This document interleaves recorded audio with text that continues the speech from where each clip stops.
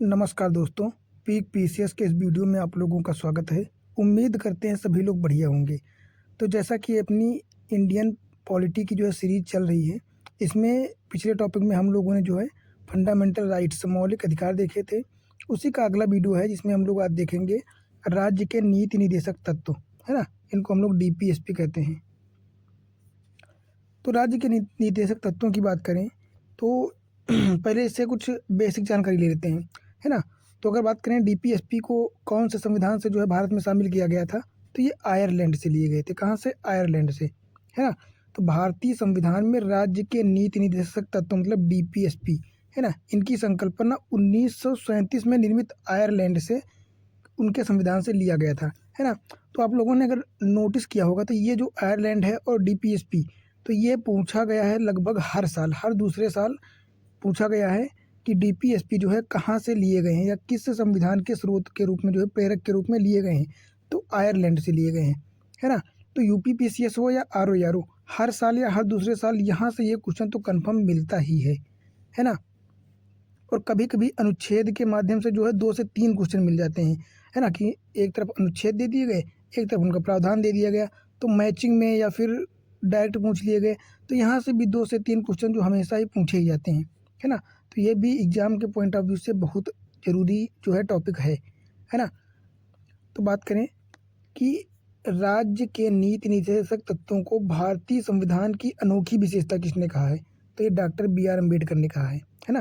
तो डॉक्टर भीमराव अम्बेडकर ने डीपीएसपी को भारतीय संविधान की अनोखी विशेषता कहा है, ठीक है? और ग्रेनविल ऑस्टिन ने क्या कहा है? इन्होंने डीपीएसपी और फंडामेंटल राइट मतलब राज्य के नीति निर्देशक तत्व और मौलिक अधिकारों को, इन दोनों को सम्मिलित रूप से संविधान की मूल आत्मा कहा है। किसने कहा है? तो ग्रेनविल ऑस्टिन ने कहा है ना? और फंडामेंटल राइट और फंडामेंटल ड्यूटीज़ को संविधान का दर्शन और आत्मा भी कहा जाता है। तो ये सारे स्टेटमेंट जो हैं आपके लिए बहुत इंपॉर्टेंट है ना? अब बात करेंगे भारतीय संविधान के भाग 4 और अनुच्छेद 36 से 51 जो है, इसमें संविधान में प्रावधान किया गया है डीपीएसपी के बारे में, है ना? तो बात करें नीति निर्देशक तत्व जो हैं राज्य पर नैतिक बाध्यता आरोपित करते हैं कि ये इस प्रकार के जो इसमें प्रावधान किए गए हैं, इनको सामाजिक व्यवस्था बनाए रखने के लिए इनको लागू करे और इनको जो है टाइम टू टाइम अपडेट करता रहे, है ना? अपडेट का मतलब उनको लागू करता रहे और जो नए कानून नियम बने तो इनको ध्यान रख के उनको जो है तैयार किया जाए, है ना? क्योंकि समाज में जो है सामाजिक, आर्थिक और जो है राजनीतिक न्याय भी और सामाजिक कल्याण को जो है बढ़ावा दिया जा सके, है ना? क्योंकि डीपीएसपी का मुख्य उद्देश्य ही सामाजिक कल्याण को बढ़ावा देना है ना? फिर अगला क्या हो जाएगा? नीति निर्देशक तत्व सामाजिक आर्थिक लोकतंत्र को स्थापित करने में महत्वपूर्ण भूमिका निभाते हैं। क्योंकि इनकी प्रकृति कैसी होती है? सकारात्मक। तो पूछा जा सकता है। और जबकि मूल अधिकारों की प्रकृति नकारात्मक होती है। तो यहाँ से आपका एक प्रश्न बन गया कि डीपीएसपी की प्रकृति जो होती है ये सकारात्मक होती है, पर जो मौलिक अधिकार या मूल अधिकार होते हैं इनकी प्रकृति जो है नकारात्मक होती है ना? फिर राज्य के नीति निर्देशक तत्व मूल अधिकारों के पूरक हैं। कैसे हैं? ये मूल अधिकारों से ज़्यादा ऊंचे नीचे नहीं है, पूरक हैं उनके। तो उनका उद्देश्य भाग 3 में जो है मूल अधिकारों में अनुपस्थित सामाजिक और आर्थिक अधिकारों की पूर्ति करना है। तो अगर बात करें कि राजनीतिक अधिकार हमारे जो हैं वो मौलिक अधिकारों में दिए गए हैं, पर सामाजिक और आर्थिक अधिकारों की पूर्ति का प्रावधान डीपीएसपी में किया गया है ना? तो यहाँ से भी एक क्वेश्चन बन सकता है। फिर इससे संबंधित कुछ वाद हैं जो कानूनी हैं, तो देख लेते हैं। पहला वाद था गोलकनाथ बनाम पंजाब राज्य मामला 1967। इसमें क्या कहा गया था? इसमें कहा गया था कि नीति निर्देशक तत्वों को लागू करने के लिए मूल अधिकारों में संशोधन नहीं किया जा सकता है ना? तो गोलकनाथ बनाम पंजाब राज्य मामले 1967 में कहा गया था कि नीति निर्देशक या डीपीएसपी लागू करने के लिए मूल अधिकारों में संशोधन नहीं होगा। फिर अधिकार होता है मिनर्वा मिल्स मामला 1980। इसमें क्या कहा गया था? तो इसमें कहा गया था कि मूल अधिकार और डीपीएसपी के मध्य सामंजस्य और संतुलन भारतीय संविधान की आधारशिला है। ये दोनों एक दूसरे के पूरक हैं, ना कि एक दूसरे को सुधारने के लिए एक दूसरे में उल्लंघन करना, है ना? तो ये एक दूसरे के पूरक हैं। ये कहाँ पे वाद आया? तो मिनर्वा मिल्स मामला 1980 में जो है इसको बताया गया है। फिर आता है सर बी एन राव। तो सर बी एन राव जो संविधान सभा के संवैधानिक सलाहकार भी थे, तो इन्होंने क्या है? इन्होंने सिफारिश की थी कि वैयक्तिक अधिकारों को 2 श्रेणियों में विभाजित किया जाना चाहिए। एक तो न्यायोचित और दूसरे गैर न्यायोचित, जिसे प्रारूप समिति द्वारा स्वीकार भी कर लिया गया था। तो ये एक पॉइंट है, इसको भी ध्यान रख सकते हैं आप, है ना। अब हम लोग बात करेंगे डीपीएसपी जो है राज्य के नीति निर्देशक तत्वों की विशेषताएं क्या हैं। तो ये विधायी प्रकृति की होती हैं, कार्यकारी और प्रशासनिक मामलों में राज्य को संवैधानिक निर्देश या सिफारिशें प्रदान करती हैं। क्या है? तो विधायी मामले, कार्यकारी और प्रशासनिक मामलों में राज्यों को संवैधानिक निर्देश या सिफारिश कौन देता है? तो ये डीपीएसपी देते हैं, है ना। तो नीति निर्देशक तत्व जो हैं, भारत सरकार अधिनियम 1935 में उल्लेखित जो अनुदेश थे उनके एकदम समान है ना। फिर डीपीएसपी एक आधुनिक लोकतांत्रिक राज्य में आर्थिक, सामाजिक और राजनीतिक विषयों के लिए महत्वपूर्ण है।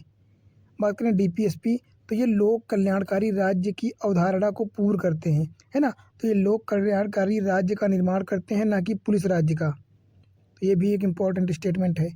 बात करें डीपीएसपी का उद्देश्य क्या है?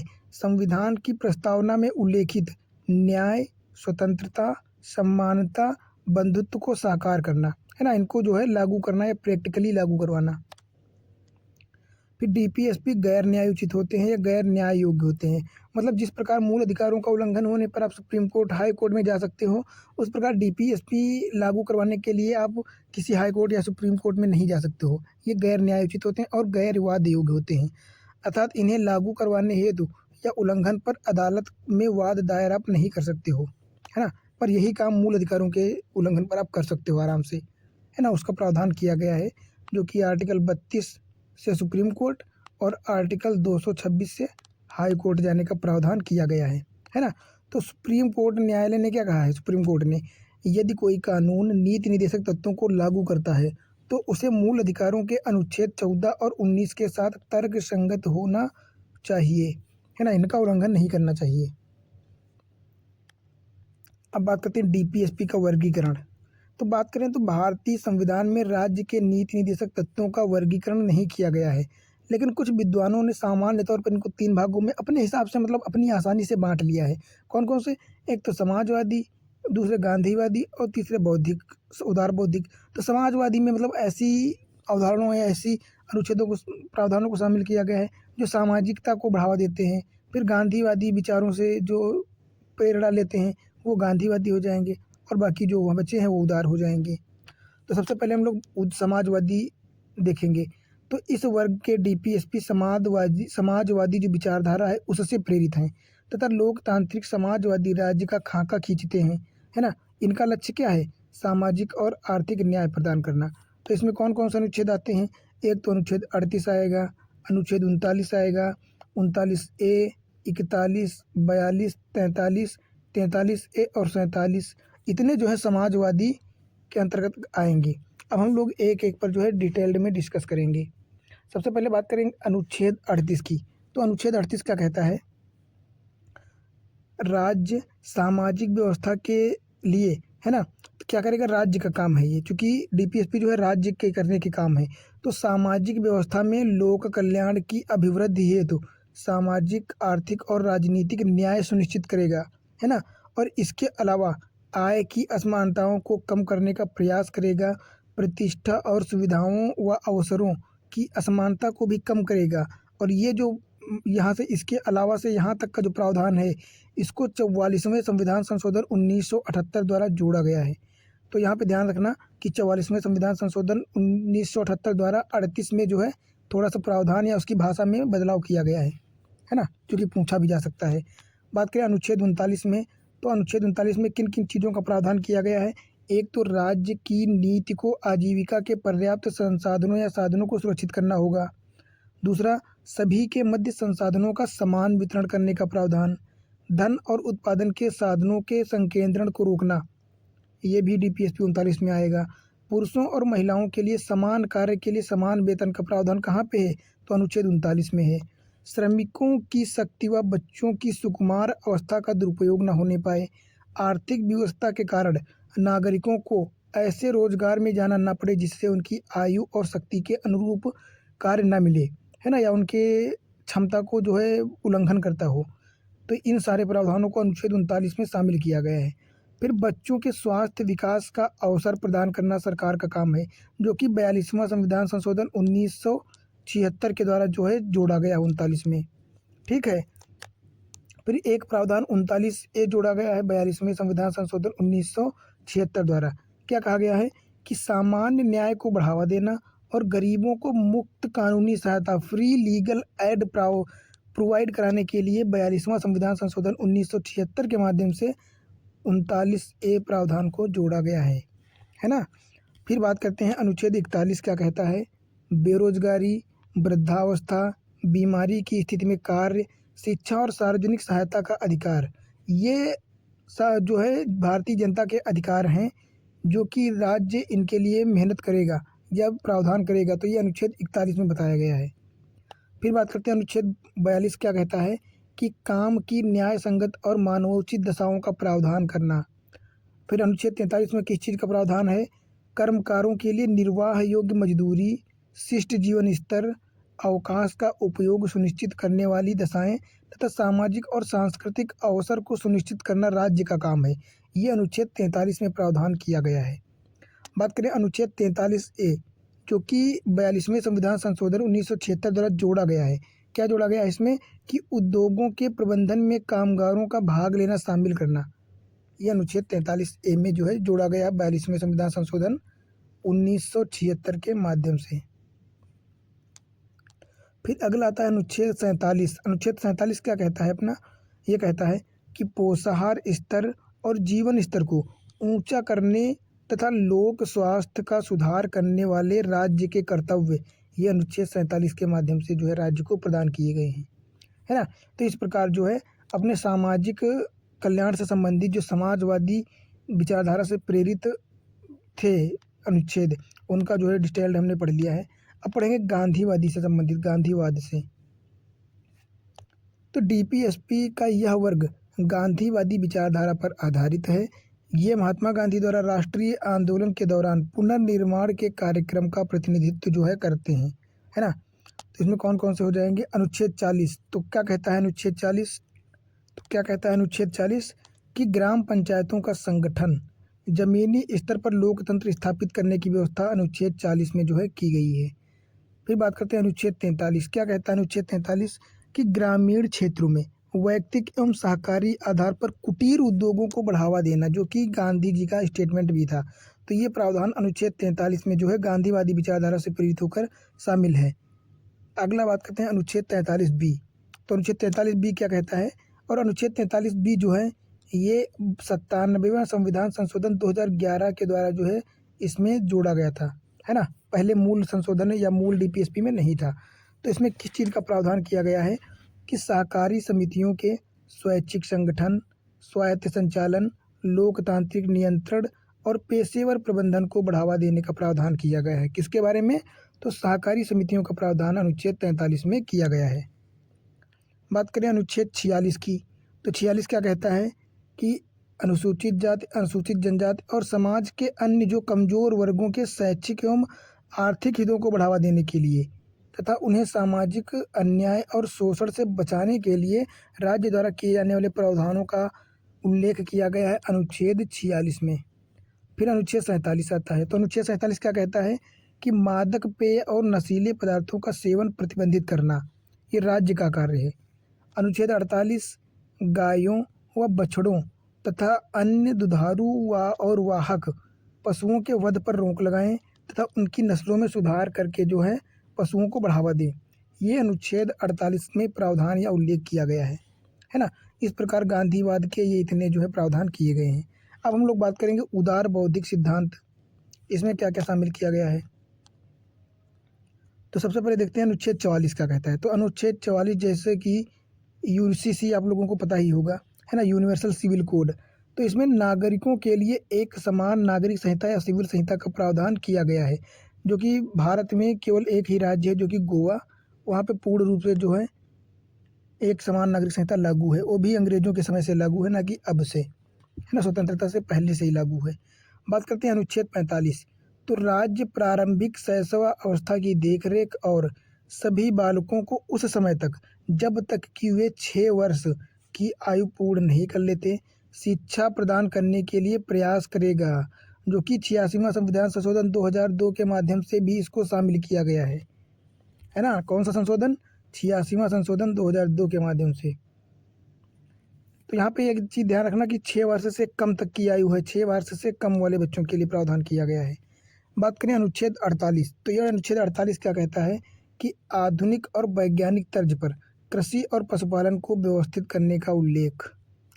अनुच्छेद 48A, जो कि 42वें संविधान संशोधन 1976 के माध्यम से जोड़ा गया था। क्या कहा गया है कि पर्यावरण का संरक्षण तथा संवर्धन और वन तथा वन्य प्राणियों या वन्य जीवों की रक्षा राज्य का कर्तव्य है ना। तो ये हो जाएगा। अगला क्या हो जाएगा? अनुच्छेद 49, ये राष्ट्रीय महत्व के स्मारकों, स्थानों और वस्तुओं के संरक्षण के बारे में बताता है। अनुच्छेद 50 क्या कहता है? तो अनुच्छेद 50 जो है ये कार्यपालिका से न्यायपालिका के पृथक्करण के बारे में बात करता है और कहता है कि कार्यपालिका से न्यायपालिका का पृथक्करण हो, है ना। इसके बाद जो है अनुच्छेद 51 आता है। अनुच्छेद 51 में क्या है? तो राज्य अंतर्राष्ट्रीय शांति व सुरक्षा की अभिवृद्धि, राष्ट्रों के मध्य सम्मानजनक संबंध बनाए रखने, अंतर्राष्ट्रीय कानूनों और संधि दायित्वों का सम्मान बढ़ाने और अंतर्राष्ट्रीय विवादों के मध्यस्थ, है ना, मध्यस्थम द्वारा समाधान करने का प्रयास करेगा, है ना। मतलब शांति और सहायता की भावना को बढ़ावा देगा, जो कि अनुच्छेद 51 में प्रावधान किया गया है ना।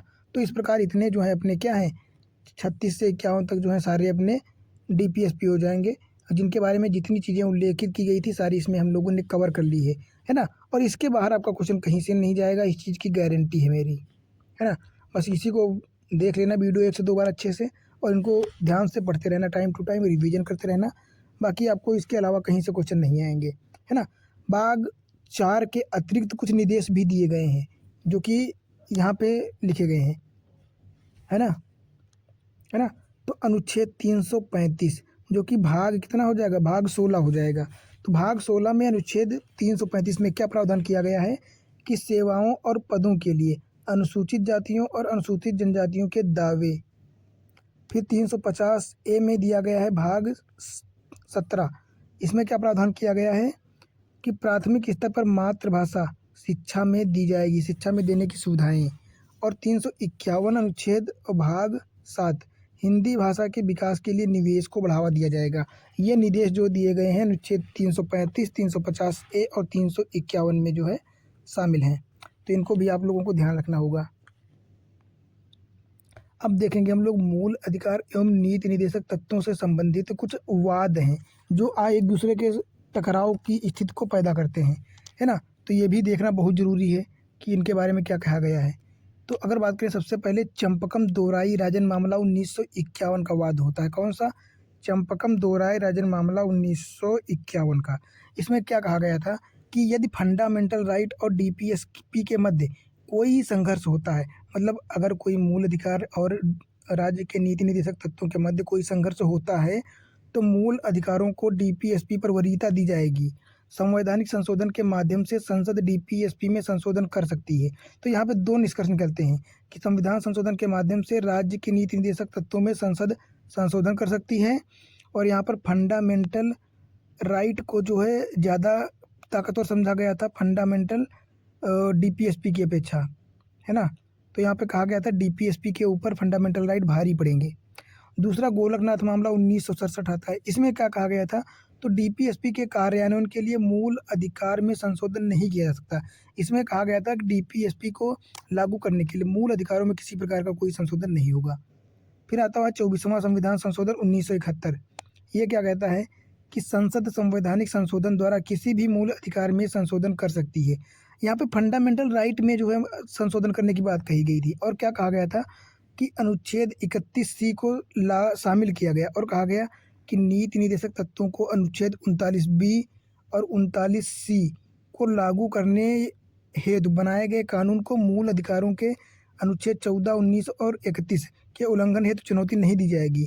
इनके कहने का मतलब है कि 31C में एक ऐसा प्रावधान जोड़ा गया था कि अगर किसी भी प्रकार से अनुच्छेद 39B और अनुच्छेद 39C में कोई प्रावधान लागू करना है या इसमें कोई चीज़ जोड़नी है, तो उसके लिए अगर अनुच्छेद 14 और 19 और 31 का उल्लंघन होता है तो कोई बात नहीं, उल्लंघन होने दो, उसको आप चुनौती नहीं दे सकते हो। इनके कहने का मतलब ये है कि यहाँ पर अनुच्छेद 39 बी और सी को वरीयता दी गई थी फंडामेंटल राइट के अनुच्छेद 14, 19 और 31। तो ये आप लोग भी ध्यान रख सकते हैं कि ये कहा गया था इस वाद में, है ना। और क्या कहा गया था कि इस प्रकार संसद ने संविधान संशोधन करके नीति निर्देशक तत्वों को 2 मूल अधिकारों पर वरीयता दे दी। मतलब मूल अधिकार नीचे रह गए और डीपीएसपी ऊपर हो गए यहाँ पे, है ना। तो नीति निर्देशक तत्वों को लागू करने हेतु बनाई गई विधि को न्यायपालिका में चुनौती नहीं दी जा सकती। और यहाँ पे कहा गया था कि न्यायपालिका में इसको चुनौती भी नहीं दी जा सकती, जो कि बिल्कुल गलत था। फिर केशवानंद भारती मामला 1973 आता है। इसमें क्या किया गया कि संसद द्वारा 24वें संविधान संशोधन द्वारा उस प्रावधान को जीरो या असंवैधानिक घोषित कर दिया गया, जिसमें ये कहा गया था कि नीति निर्देशक तत्वों को लागू करने के लिए बनाई गई विधि को न्यायपालिका में चुनौती नहीं दी जा सकती। और न्यायिक समीक्षा संविधान की मूल संरचना है, तो वो उसकी समीक्षा तो कर ही सकता है न्यायपालिका, तो उसको जीरो कर दिया था उस केवल पर्टिकुलर टॉपिक को, है ना, न कि पूरे संविधान संशोधन को। फिर बात करते हैं 42वां संविधान संशोधन 1976 आता है। इसमें क्या किया गया, इसमें कहा गया किसी भी डीपीएसपी के कार्यान्वयन के लिए कोई कानून शून्य नहीं होगा यदि अनुच्छेद 14 और अनुच्छेद का उल्लंघन होता है। डीपीएसपी को अनुच्छेद 14 और 19 पर प्रधानता दी गई। यह संविधान संशोधन केशवानंद भारती मामला का जो निर्णय था उसको निष्प्रभावी करने के लिए कहा गया था। तो इसमें क्या कहा गया, इसमें कहा गया कि अनुच्छेद जो 14 और 19 है, तो आर्टिकल 14 और 19 ये नीचे हैं फंडामेंटल डीपीएसपी के, है ना। डीपीएसपी ज़्यादा पावरफुल है और अनुच्छेद 14 और 19 उतने पावरफुल नहीं है। फिर इसके बाद आता है अपना मिनर्वा मिल्स मामला 1980। इसमें क्या कहा गया, इसमें संविधान के 42वें संविधान के जो 42वें संविधान संशोधन के उपरोक्त प्रावधान जो ये कहते हैं कि फंडामेंटल राइट नीचे हैं और डीपीएसपी ऊपर हैं, उस प्रावधान को फिर से जीरो या असंवैधानिक घोषित कर दिया गया। और सुप्रीम कोर्ट ने इस मामले में कहा कि नीति निर्देशक तत्वों को लागू करने के लिए मूल अधिकारों को समाप्त करने की आवश्यकता नहीं है। मूल अधिकार और डीपीएसपी एक दूसरे के पूरक हैं। तो ये डीपीएसपी और मूल अधिकार एक दूसरे के पूरक हैं। ये कब आता है मामला, तो ये मिनर्वा मिल्स मामला 1980 में जो है सामने आती है बात ये। तो ये ध्यान रखना आप लोग, है ना। फिर अपना लास्ट टॉपिक हो जाएगा डीपीएसपी का महत्व क्या है, जो कि मेंस के परसेप्शन रिस्पेक्ट से ज़्यादा थोड़ा सा इम्पोर्टेंस है। तो घरेलू और विदेशी नीतियों में स्थिरता और निरंतरता की सुविधा को बढ़ावा देने के लिए डीपीएसपी महत्वपूर्ण है। मौलिक अधिकारों के पूरक हैं। मौलिक अधिकारों के पूर्ण और उचित क्रियान्वयन हेतु अनुकूल वातावरण का निर्माण करने के लिए डीपीएसपी का महत्वपूर्ण भूमिका है। विपक्ष को सरकार के संचालन पर प्रभाव और नियंत्रण करने में सक्षम बनाता है डीपीएसपी। सरकार के परामर्श नहीं, प्रदर्शन में या सरकार के प्रदर्शन की कड़ी परीक्षा करना डीपीएसपी का कार्य है। आम राजनीतिक घोषणा पत्र के रूप में है और सरकार के पथ प्रदर्शक तथा मित्र व दार्शनिक के रूप में कार्य करते हैं। तो ये पूछा गया है यूपीएससी में एक बार क्वेश्चन कि सरकार का पथ प्रदर्शक दार्शनिक व मित्र किसको कहा गया है, तो ये हो जाएगा डीपीएसपी को कहा गया है ना। तो इस प्रकार जो है अपना पूरा डीपीएसपी राज्य के नीति निर्देशक तत्व वाला टॉपिक कंप्लीट हो जाता है ना। और इसमें अब ऐसा कोई टॉपिक ऐसा कोई जो है कॉन्सेप्ट नहीं बचा है जो आप लोगों का छूट रहा हो। इसमें सारी चीज़ें कवर कर ली गई हैं। तो उम्मीद करते हैं वीडियो आप लोगों को अच्छी लगी होगी और इससे कुछ ना कुछ आप लोगों को सीखने को ज़रूर मिला होगा। तो प्लीज़ वीडियो को लाइक कर दीजिए, चैनल को सब्सक्राइब कर लीजिए और जो है लोगों को शेयर कर दीजिए ताकि सभी तक आसानी से जानकारी पहुँच सके, है ना। बाकी मिलते हैं अपने अगले टॉपिक में।